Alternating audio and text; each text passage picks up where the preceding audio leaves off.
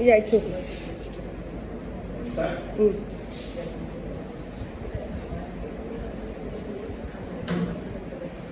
Thank you, JNU Teachers Association and I'm actually coming to JNU after a long time for a public program, and I think it's for the first time that I'm speaking in front of a bunch of CSP teachers and I will not be graded for this. It feels nice.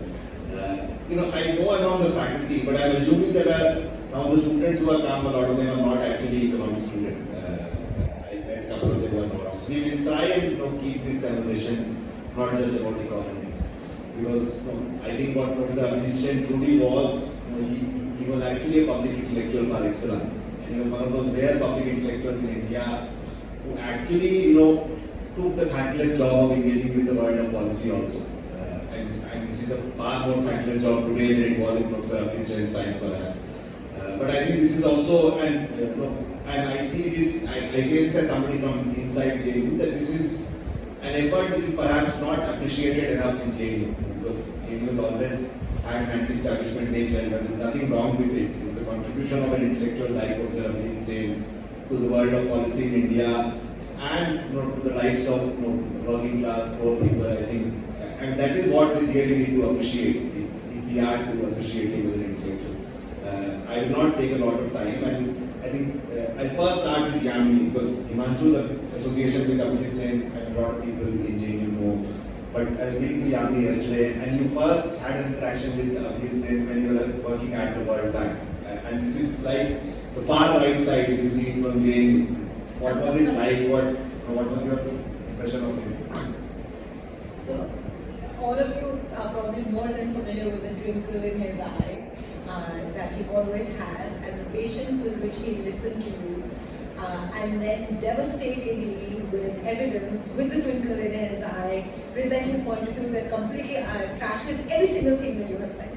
That is how I first encountered Abhijit Sen as he educated the World Bank, who was coming to terms, this was in the early 2000s, the National Endowment Guarantee Act was, I think, still in the process of being crafted. It had not yet been converted into an act. And the World Bank was, in India, was beginning to come to terms with the idea that there is going to be a big social protection program that the World Bank has to start taking seriously. Social protection program was the words that the World Bank used in its own jargon. And there had to be a leapfrogging from the imagination that all of this is digging holes into nowhere. And maybe you should just drop cash in individual households could be a better idea if social protection was absolutely necessary. With no understanding of what NREGA was, what it meant to think about it as a right rather than a scheme. And I witnessed him patiently educating the World Bank and actually over time convincing them in more ways than one. And what is particularly striking about it is how much respect he had for the act of argument. So even if he completely disagreed with you, he would patiently hear you and critique you on the basis of argument and fact, and it never converted, as often arguments can, into anything that was undermining or being disrespectful of the person. A few years later, actually, I left the World Bank and spent some time with social movements, working on NREGA. And that's when I encountered him in a different avatar, where he was a source of great support and respect for social movements as he helped them understand and or rather articulate better what social movements were experiencing and seeing on the ground into a larger policy narrative and policy framework that could ultimately feed into some of the big transitions and changes that we saw. And I think that too, the ability to speak across different types of people, different types of domains, different types of stakeholders with equal amounts of respect is really something very unique, and I watching him was an inspiration. One more question before I go to you. You spoke about how things would argue against cash transfers. This is my personal view, but even today we see a lot of people argue for something like UPI, cash transfers. Which at the intellectual level, it's also a convenient argument, because then you don't have to take care of a whole lot of things. So I'm sure you in CPR also, all your engagement sort of. How do you see this debate today? Of course, I think till his last writing he was against this position. The idea of enhancing social protection, welfare, without this kind of an intellectually convenient position, how difficult it is to make, in your opinion? Well, at one level, the proof of the pudding lies literally in the eating. The fact that the public distribution system, which for many decades, the big argument that it should convert into a cash transfer system, a targeted cash transfer, especially at the peak of the debates on the National Food Security Act, and even after that, there were two commissions that were looking to make this transition. And he was one of the most respected voices that pushed back against that transition. It is because we have a public distribution system that we've actually managed to escape what could have been serious starvation in the midst of the COVID lockdown. So I think in that sense, his fight has been vindicated just by the fact that the public distribution system exists. Not just does it exist, it can be expanded when needed. Not just that, many of the challenges that the PDS system was confronting, which was used often in the debates for cash transfers around poor governance, maladministration, corruption, many of these challenges, I think, it was through voices like his who had a very deep understanding of the ground level realities and consistent interaction with social movements that ensured that those ground level realities found a way into the corridors of policy making. I think it was that combination that made his argument so powerful, and that it ensured that the PDS system, at least in some degree, was rescued and stayed.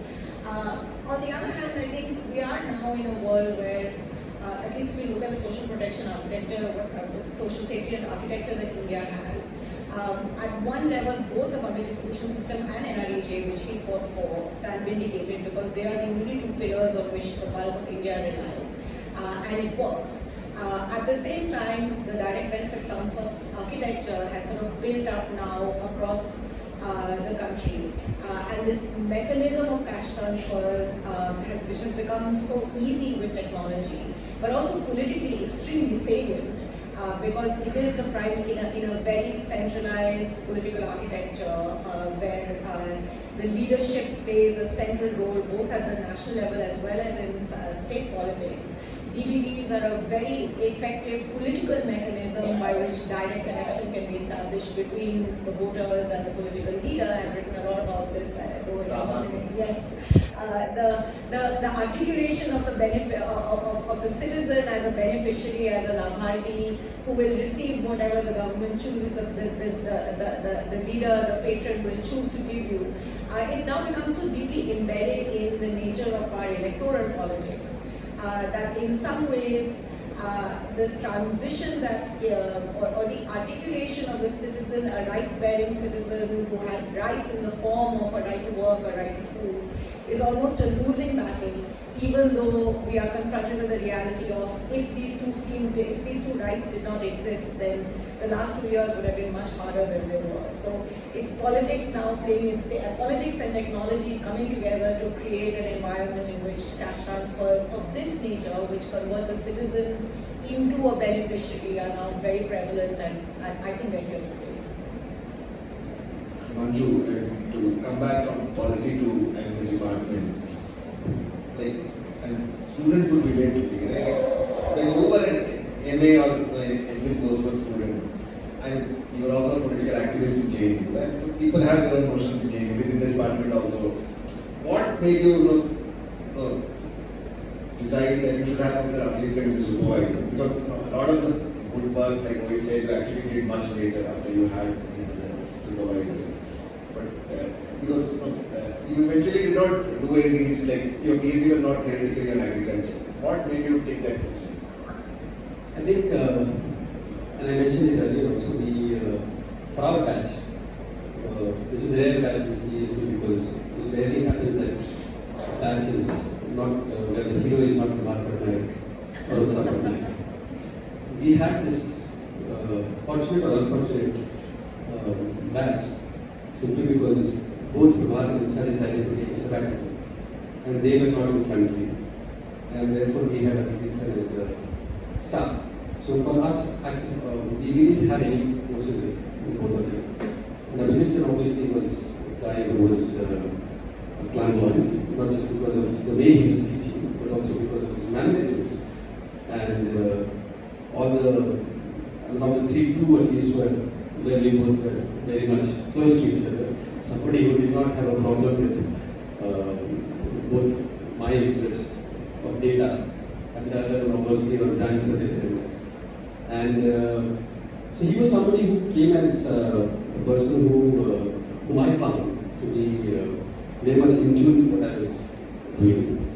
He obviously I had done some work and then I had gone and shown it to him. And he did show interest in what I was doing. And that is when I decided that, okay, I can work with him.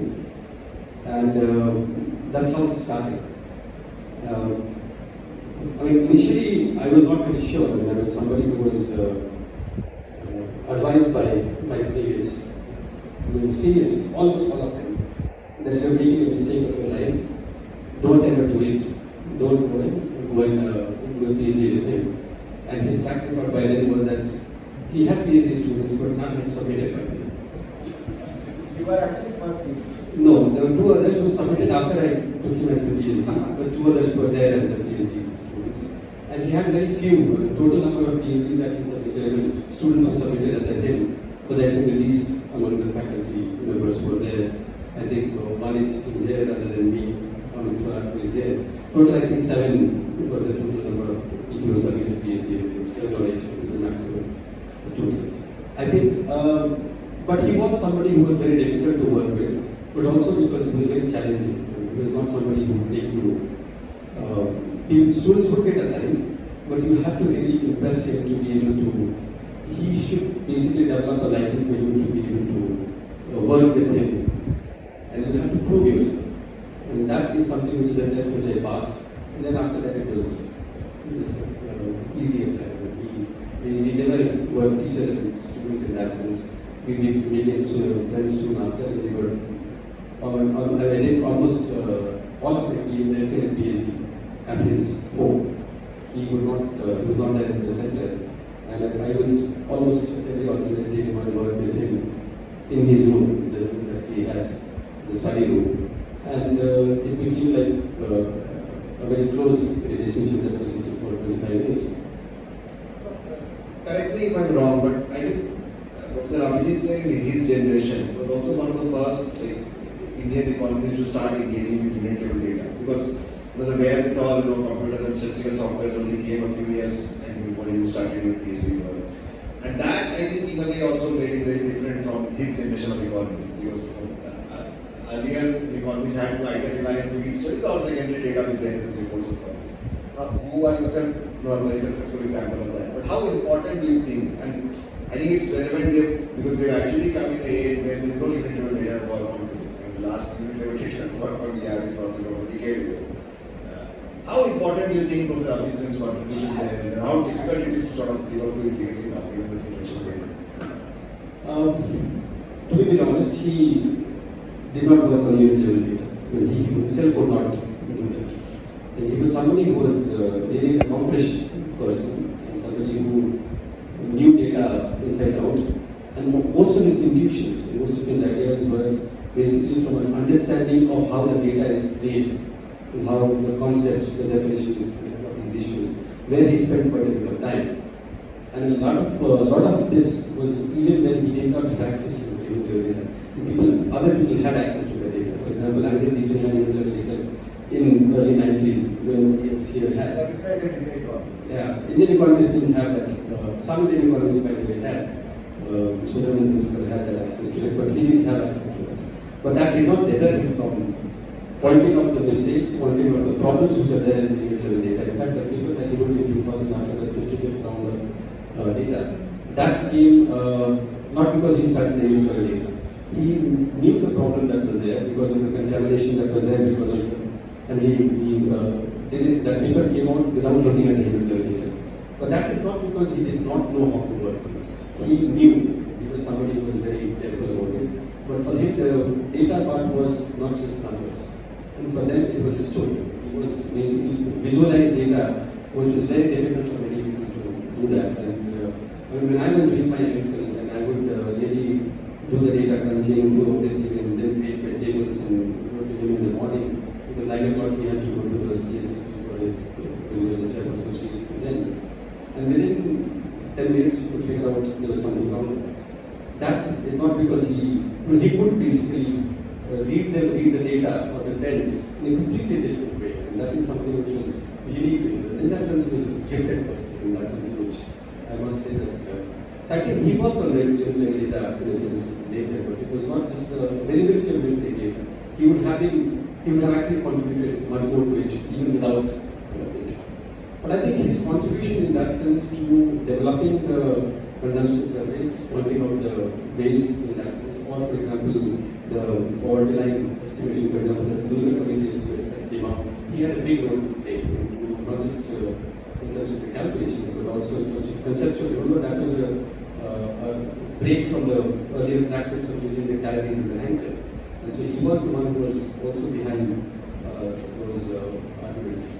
And that came from a multitude of data that he could basically work on at the same time, work together, in a sense, make sense of desperate data and come to a cohesive story, which is, I think, most people get bogged down with the data and then keep working on data. I think he went beyond that, and that is something which was an ability that worked quite well whenever he was working in the planning commission or in other places, or for example, even in the academy. And I think I must say that his respect for data, and I mentioned it earlier also, that although he did not work on primary surveys, but he had huge respect, particularly for work like, for example, the cast studies, or for example, other people who do primary surveys. For him, the data was also that, because that data also had a degree of confidence in it. It also basically was a story that was being put together. So I think his contribution in many sense, in terms of poverty estimations and other ones are really going to stay. Those are the ones which are not going to fade away so easily. But I think it is the approach of dealing with data, not looking at simply as numbers, or not looking at simply as some kind of a random statistical pattern that is there, but really trying to link it with the broader story and trying to make a story out of the data. That ability is something which is rare, and we will miss that ability that he had to be able to tell that story. To put this, what Himanshu said, in perspective for the non-economics crowd, let me ask Yamini a question. A friend actually who works at CPR told me that a very senior professor in the US actually told me that in an ideal world now, everybody who works at CPR should not have been in CPR, it should have been in the university department. This is in a way telling of sort of gap between policy and academia in India at least. Very little work which happens in university related to policy. I think the gist of what Himanshu was trying to say that he had this rare thing that he had this engagement with how your policies are made. It might not always be the ideal, but you actually be with the word line, you seeing the activism around social movements, the welfare programs, you've not been running a think tank. How damaging do you think this gap is for the intellectual evolution? Because unless academics get to engage with real world policy, and ideas won't evolve. I'm sure a lot of Himanshu's ideas evolved while working with Professor Abhijit Sen. And his own ideas must have evolved with his engagement with the larger sort of policy regime, the government at large. This gap, how important do you think? Hugely, and it works both ways. If the world of policy doesn't engage with the world of ideas, and frankly the real world of policy implementation, and be familiar with the grassroots realities in which policy ideas get translated into action, you will end up with policy that is completely disconnected from what it's trying to, at least on paper, achieve. And I think that's one of the big challenges of policy making in India, period. The university has tended to be fairly inward looking in that sense, that it seeks to contain itself within its ivory towers with grand ideas of theory. But India outside is going through such a rapid transformation, and I think especially over the last 30-35 years, those transformations have been significant, and we've leapfrogged in many ways, we've moved back in others, which essentially means all our frameworks are in some ways up for grabs. which is why the interaction between the world of ideas, the world of policy, how we even define the policy problem that we are confronting, and what are the best tools that we may have that are realistic, that are implementable, what consequences they may have on the ground.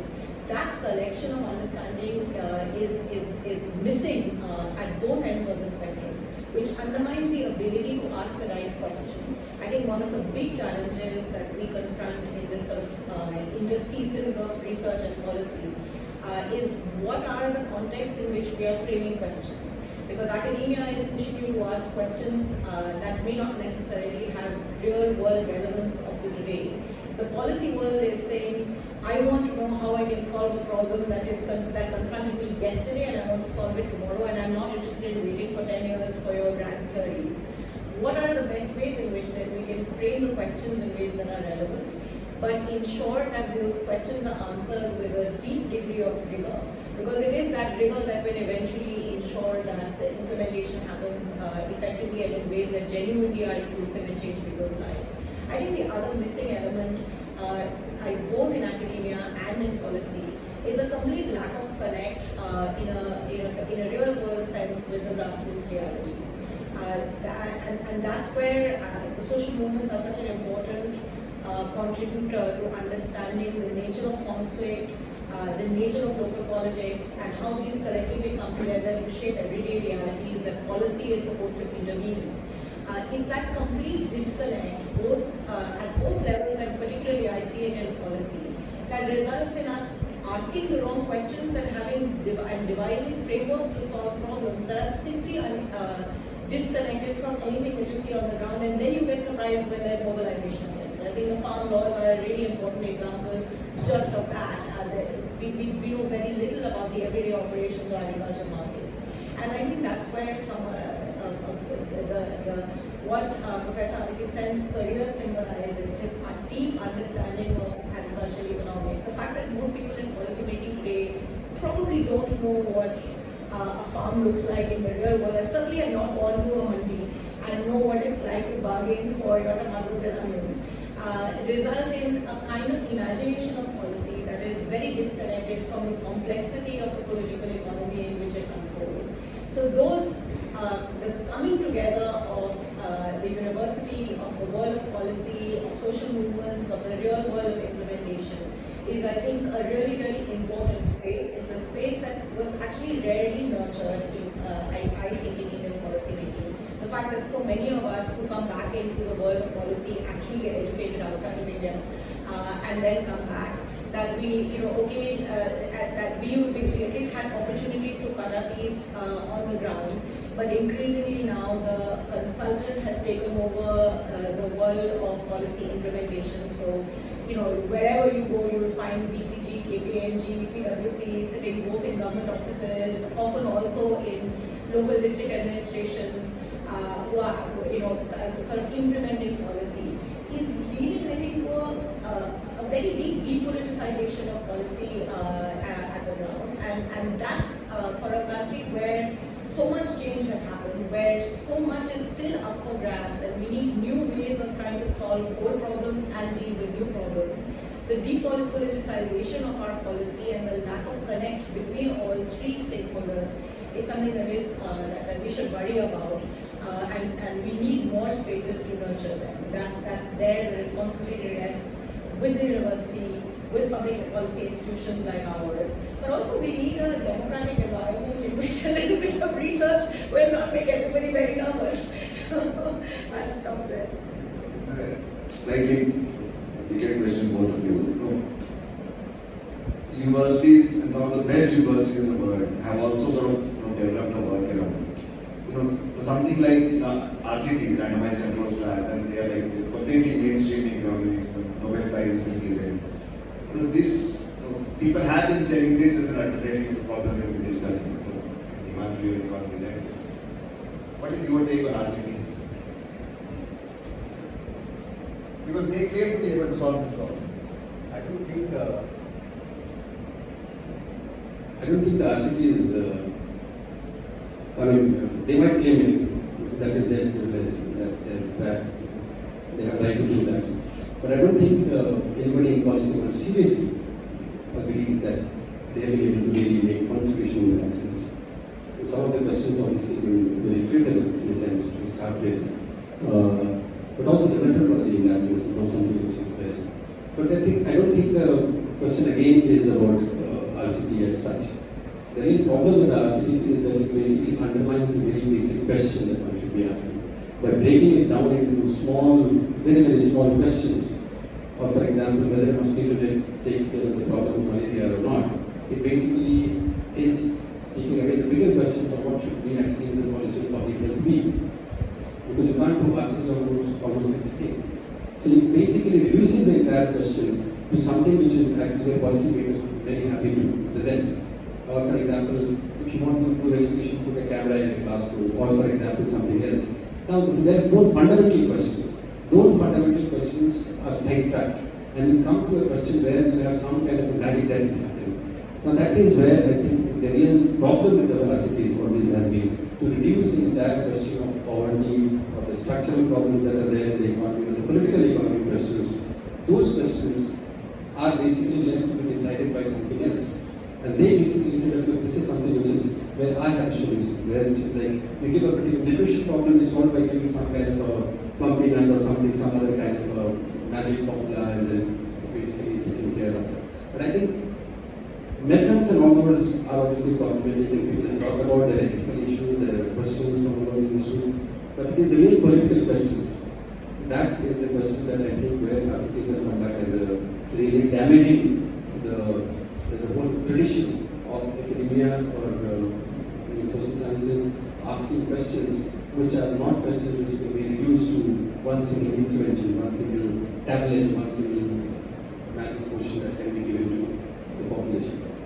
That way, I don't think it's something which is worked anywhere in the world, or it is something which is likely to succeed in the sense of providing the multitude of solutions that are looking at, because the problems here are all connected. They're not like just one intervention. We are talking about caste, we are talking about religion, we are talking about society, we are talking about political structures, we are talking about economic structures, the relationship with capital, labor. All of those issues, they can't be basically reduced to a single instrument or intervention. You can't have a control and a treatment effect for those kind of questions. Those I think are really questions that one should be basically, and it gives you the privilege to ask those larger theoretical questions. And you don't need really millions of dollars or millions of dollars to be able to ask those questions. The developments, for example, the Lewis model or the other models, they did not require an intervention to be able to come up with those answers. Those will still, the academia or the university system will continue to flourish, will ask questions. What made Professor Abhijit Sen really special in picture was that he had this unique ability of asking perhaps the right questions, and then also having both, I think, the foresight and the academic integrity to realize and argue that the desired answers might not always be true. I was speaking to Yamini yesterday. Professor Abhijit Sen, he was also a member of the 14th Finance Commission, and one of the most famous recommendations of the 14th Finance Commission was that it increased the allocation of central taxes to states by around 10 percentage points. It went from 32% to 42%. And the catch was that a lot of tight funding which came from the central earlier was actually made untight. On paper, especially in today's age, when a lot of states are actually saying that federalism has been weakened, the real tax collections are nowhere close to that number today. Professor Abhijit Sen actually wrote a dissent note to that report, and he flagged this issue. I was speaking to Yamini yesterday, and she was saying that how she reacted back then and what she thinks now. Perhaps in the audience. Having spent a lot of time looking at social policy programs that tend to be very centralized, somebody sitting in the planning commission and design ministries in Delhi is deciding everything down to unit level cost for cleaning the rooms of a school building.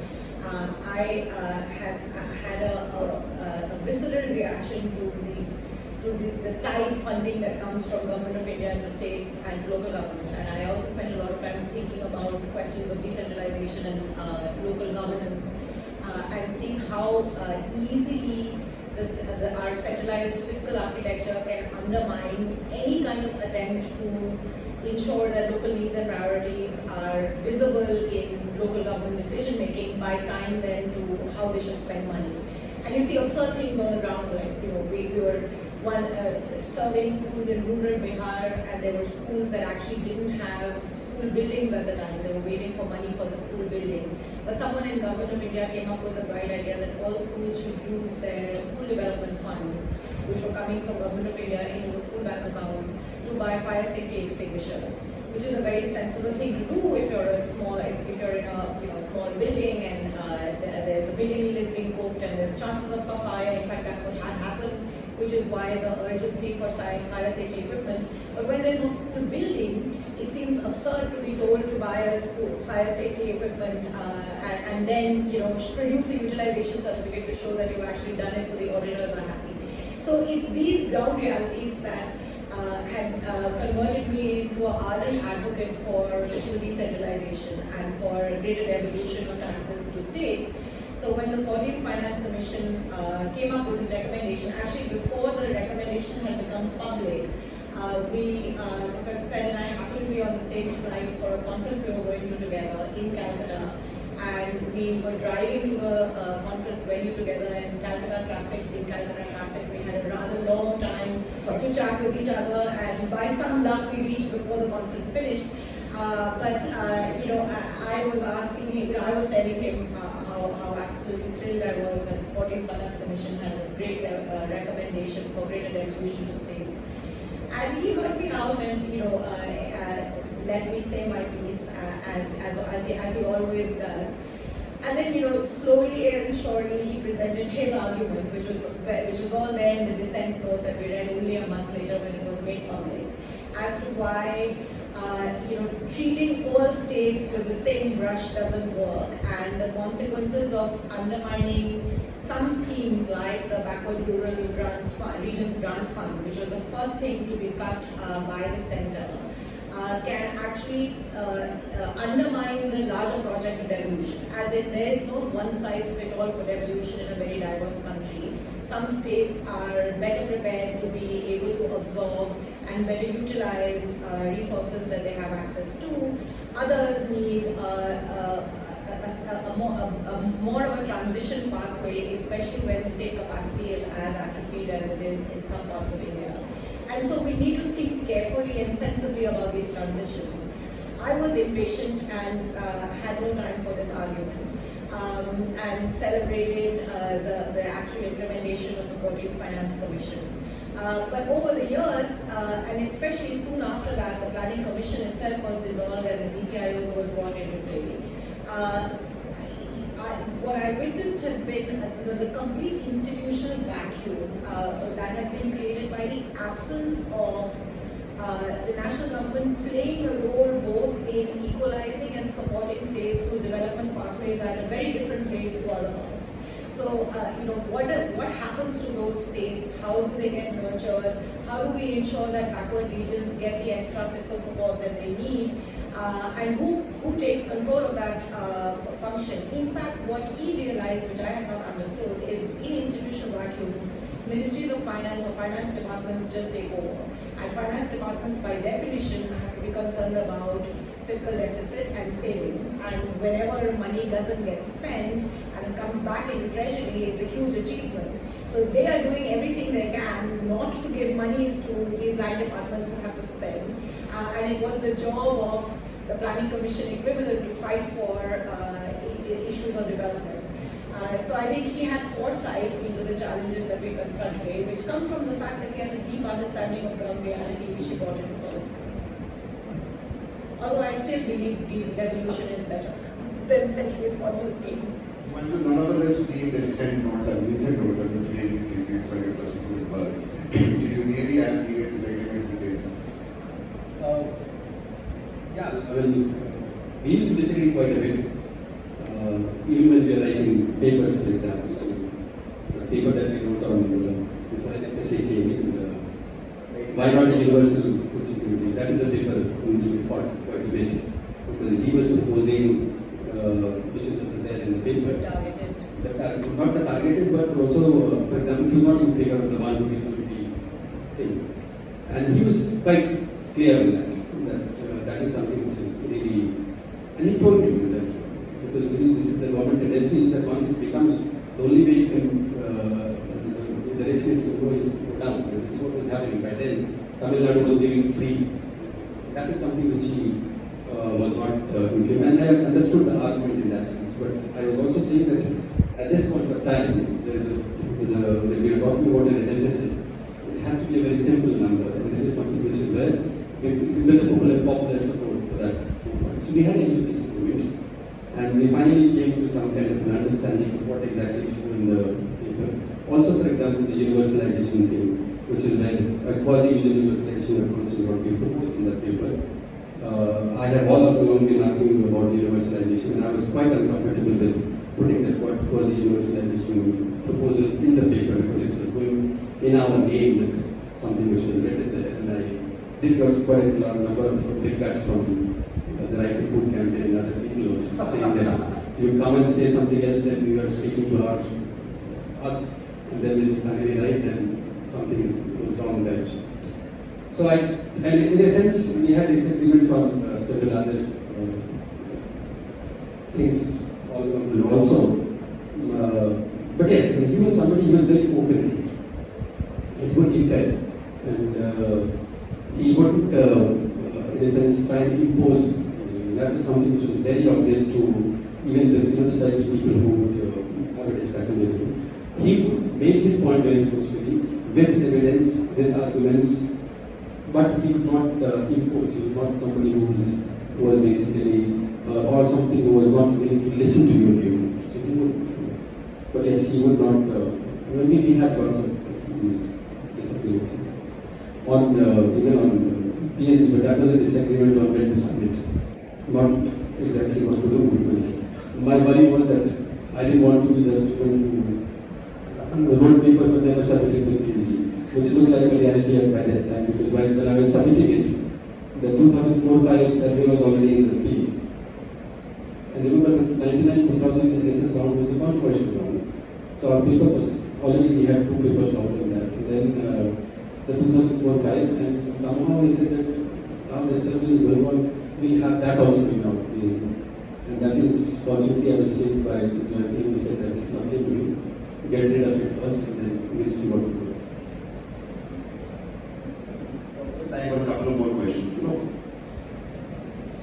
lot of Abhijit Sen's work is discussed, and rightfully so. But what is not discussed, perhaps, is his original PhD work on theoretical foundations of Indian agriculture, what is meant for the Indian economy at large. And this is a work which I think at a later stage in his career he probably wrote, like I'm sure he wrote the approach paper to the 5-year planning commission, which has an imprint of his old work. As an academic and policy maker, there is that need to sort of constantly engage with policy, and I think academia can do better. But I think what made Abhijit Sen really good at what he did was that he also had this original theoretical grounding, and he had put in the hard work at a very young stage in his career, which probably made him see things in a far more clear manner than anybody else would.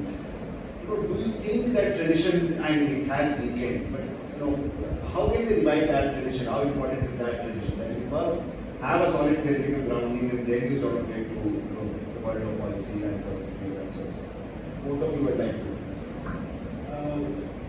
I don't think he looked at it as a sequence.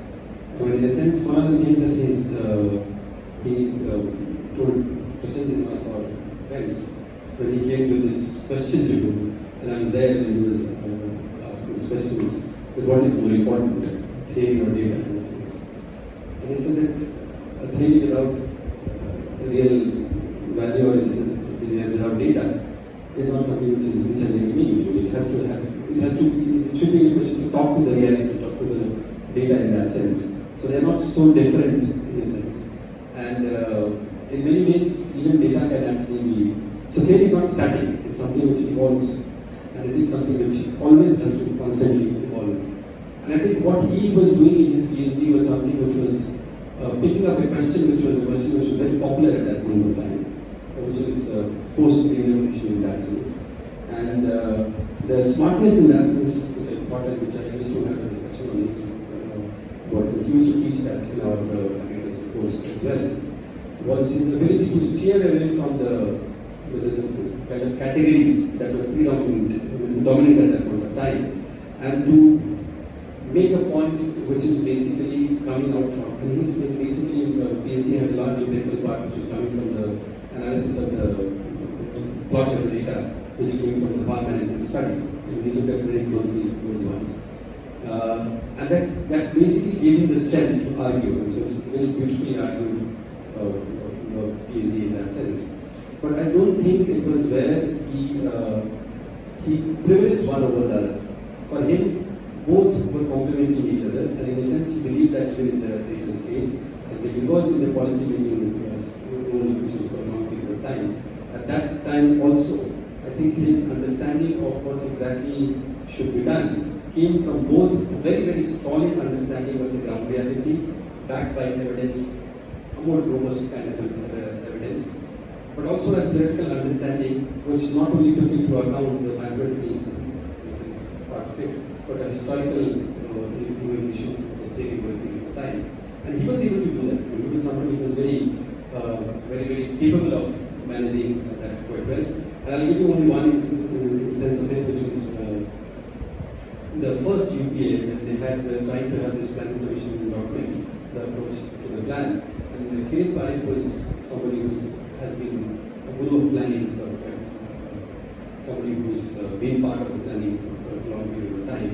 And they were basically working it out with some assumptions on how it will work out. And I was fortunately there, working with somebody else, and I was there. And you could see that level of comfort really did not, and the strength and the confidence that he had about the beliefs in certain things, that came from a logical point of view, but also from an understanding of how it has evolved over a period of time. So he's not somebody who's going to blindly accept anything which is presented to him as that, look, this is what David is saying. It had no meaning, and the framework had no meaning if it was not something which did not bear out from the data that came out from the various evidence that came out from the data.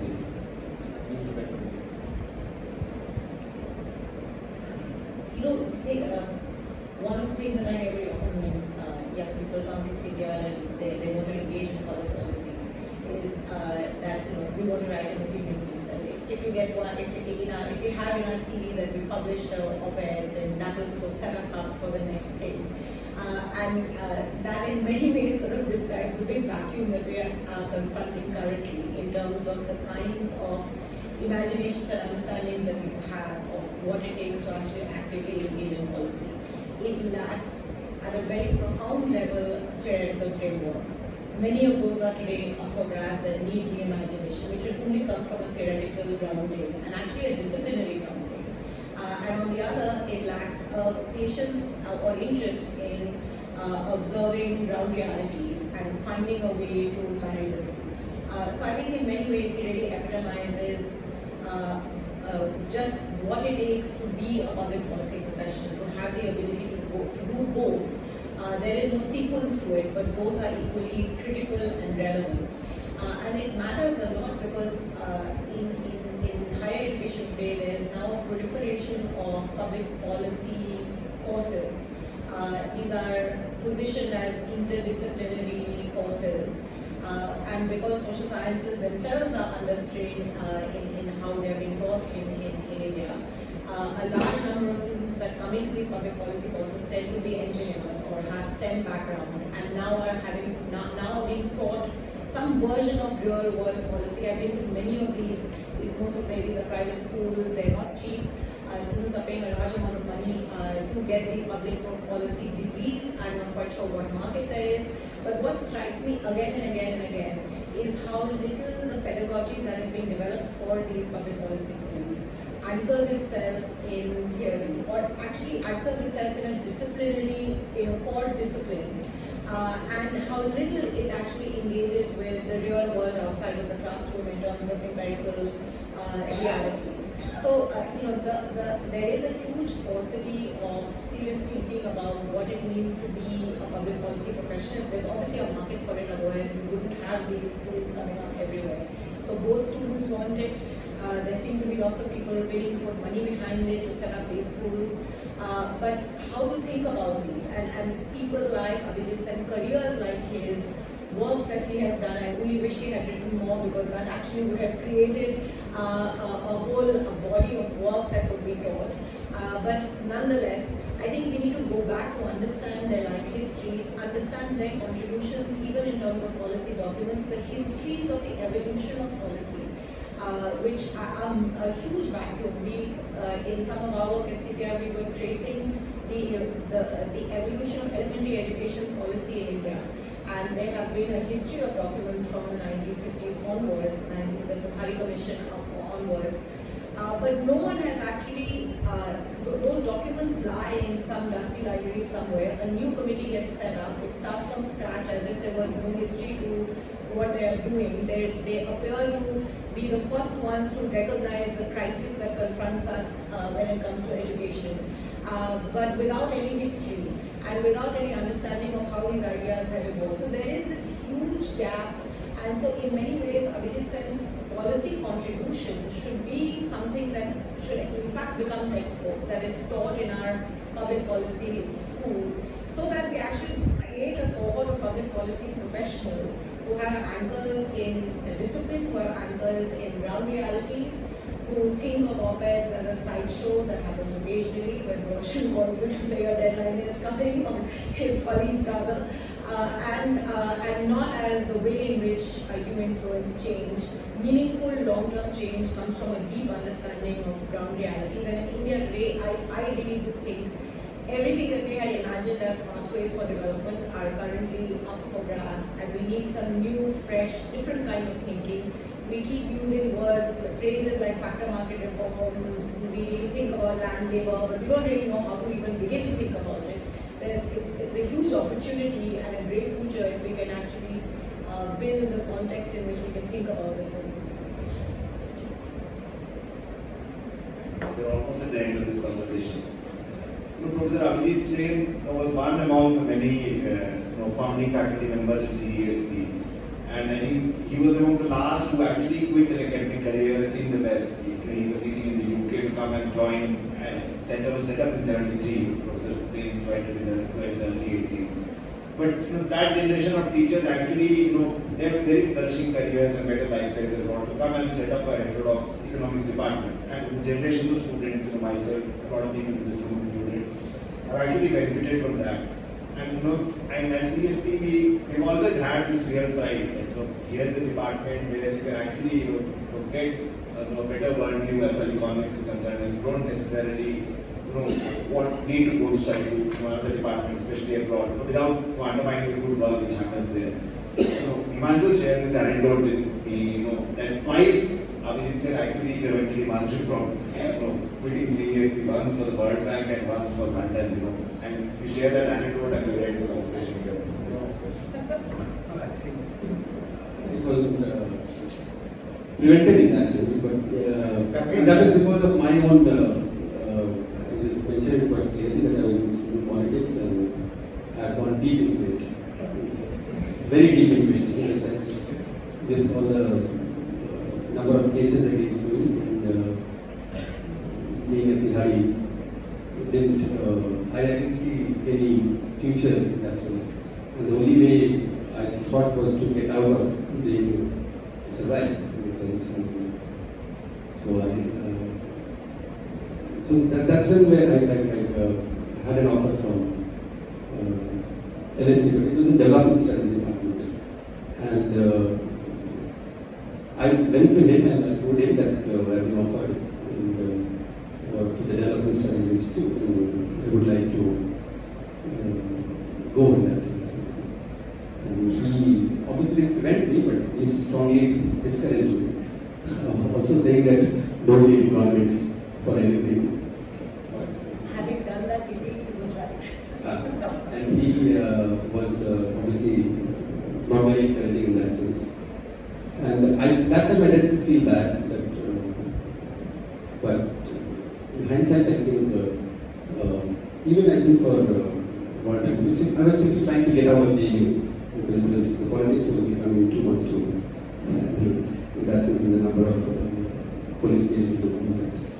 And there also he was basically saying that you do good work, complete the work, and then finally, and I was quite happy to do that. But he encouraged me in the sense he was with me, and I mean, without his encouragement and his, I don't think I would have gone back to academics or continued to work in academics for a long period of time. So in that sense, I think it was something which I would really simply be thankful to him for having done that. And in a sense, CSP, particularly him, with him, as I mentioned to you, for me, the office was his house in a sense. So I was like personally working with him throughout. The kind of a personalized attention that I got, the kind of encouragement that I got, the kind of support that I got from JU, from CSP, from other faculty members as well, that is something which I don't know, I'm not sure, maybe I would have or not, but that certainly made me be more sensitive to various issues, the political training there, but also the ability to talk to other people who are working in other disciplines, in the hostels, for example, the whole culture itself. That is something which has definitely contributed much more to me in being a better human being than maybe having a better degree from some other place or something else. We've tried to capture, what Professor Abhijit Sen's legacy, the larger academic probably means, and I'm definitely not qualified enough to comment on the larger body of his work. But I think we are almost at the end of it, and yeah, we have to leave early. So maybe we have some time for questions. I'll leave it to Rohit to answer that. 5 minutes, no? Yeah. So if you have any questions or any comments to make, we have about 5 minutes, 5 to 10 minutes. 5. So if you have anything, any comments, any questions to them or to Roshan for that matter, you would. Anybody?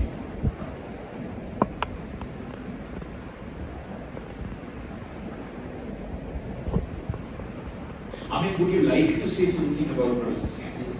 Just to, That's what I wanted to well, that would be nice. I wanted to come and speak. Amit, by the way, the last student. I didn't know that. Thank you for asking me to speak. It's not easy to speak about it for me because I think in CSP I had a very tough time with mathematics and everyone else. But I found him to be someone who actually, I think, saved me in that sense. He took me under his wing, and he was the only one I could score. His papers was the only one I could score in, otherwise I flunked even in CSP. So I had to take repeat exams. I don't know, like you said, he probably chose me as well. I don't know why. And I was coming from DU into JU. It was a crazy transition, and it was not easy, and I was not doing well in masters, but I consistently did well in his subjects for some reason. And we were not very close, but I think there was some kind of a relationship, a bond which developed over the years. So I ended up doing my MPhil and PhD under him.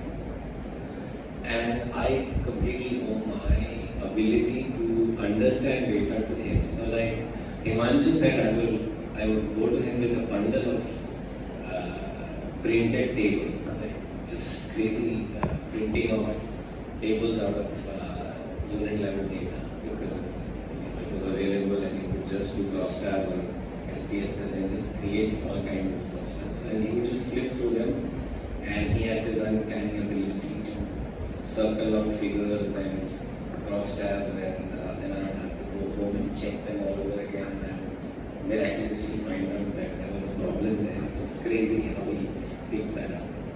And it was probably because he had a sense of the patterns, he had a sense of history, he knew what was happening.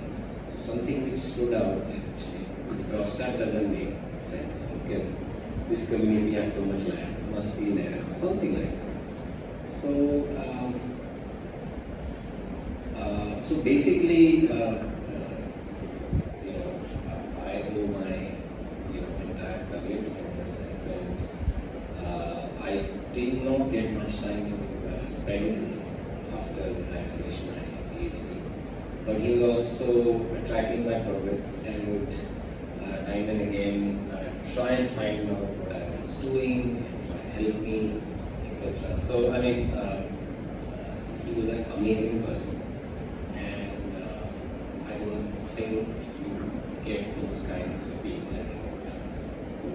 Like really, I mean, he's an era. He's a person from an era which is gone now. It's very difficult, even impossible, I think, to have someone like him who will teach you, guide you, and be there for you, and without any show or the least amount of words being spoken.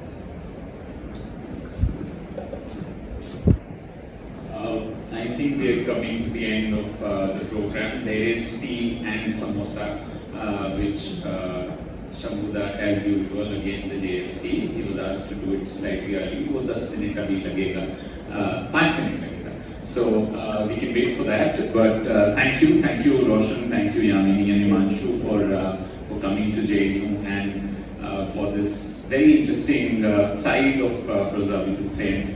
We all knew him as a teacher, as a policy maker, and most importantly, as a very witty human being. We'll miss him, we'll miss Manik Sen, and for CSP it's a great loss, and generally for the Indian political economy it would be. So thank you for coming.